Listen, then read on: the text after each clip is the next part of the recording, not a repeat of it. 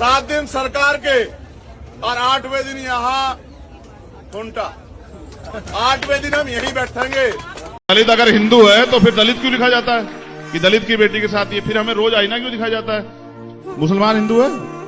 चलो छोड़ो, और बताता हूं मैं। अगर दलित हिंदू है तो दलितों पे अत्याचार के समय ये हिंदू संगठन कहां रहते हैं? अभी दिल्ली में 9 साल के बच्चे का रेप हुआ, कोई नहीं आया हिंदू संगठन।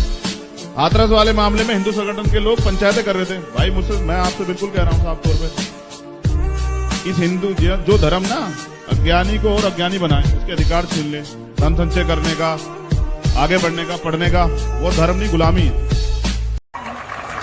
कि 10 साल हो गए मुझे संघर्ष करते हुए, इससे ज्यादा क्या मुझसे आप चाहते हो?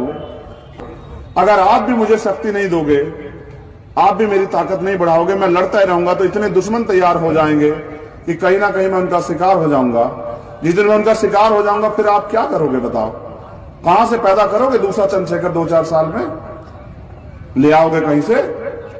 है आपके पास कोई ऐसी चाबी?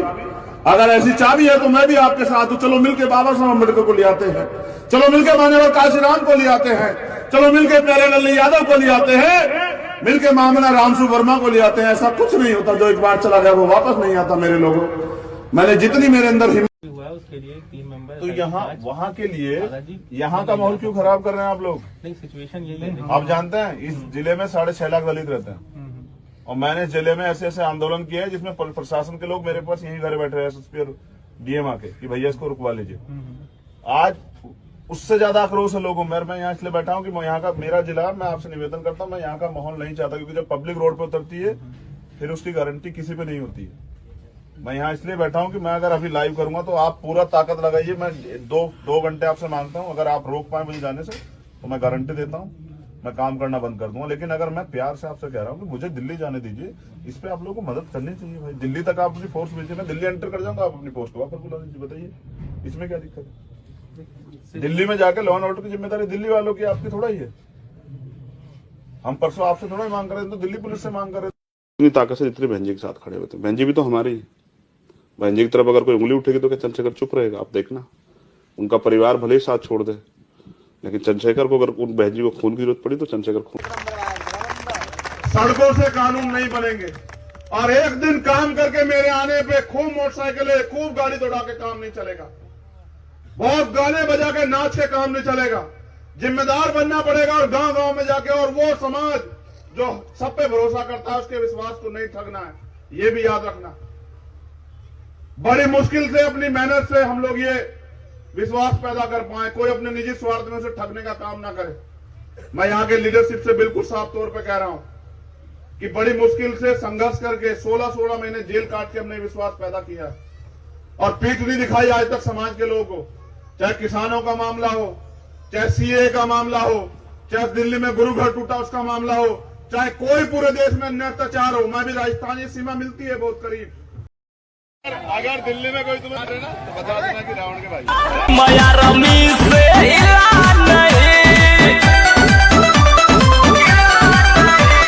और मैं आपसे वादा कर रहा हूं कि सरकार के हलक में हाथ डाल के हम ये आरक्षण दिला के रहेंगे अपने लोगों को। इस सरकार को मेरी चुनौती है, ये बात सरकार याद रखे। ये लोकतंत्र है, जिनका वोट होगा उनका राज होगा, और जिनकी संख्या ज्यादा होगी इनके हितों की रक्षा वो खुद करेंगे।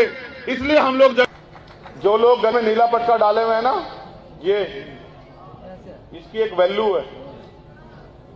ये नीला रंग समानता का प्रतीक है, और ये बाबा साहब अम्बेडकर का रंग है, और इस रंग ने पूरी दुनिया को मजबूर किया उनका सम्मान करने के लिए। और भारत आज स्वाभिमान सम्मान का रंग बन गया नीला रंग।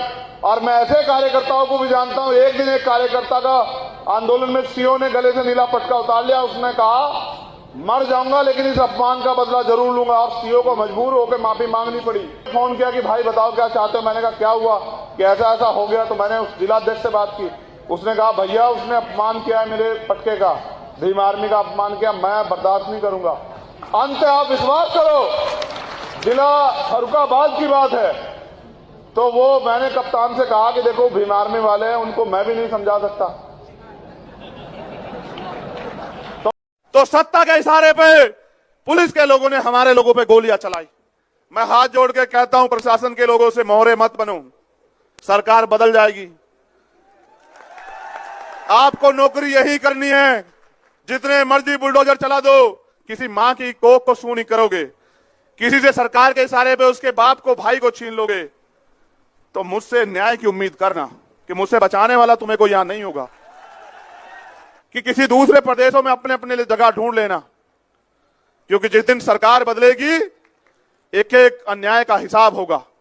और जिन्होंने न्याय नहीं किया, कानून के साथ खिलवाड़ किया, सेक्शन 4 का मुकदमा दर्ज करा के उसको जेल भेजने का काम हम पहले ही दिन करेंगे इस प्रदेश में, इस बात को याद रखना।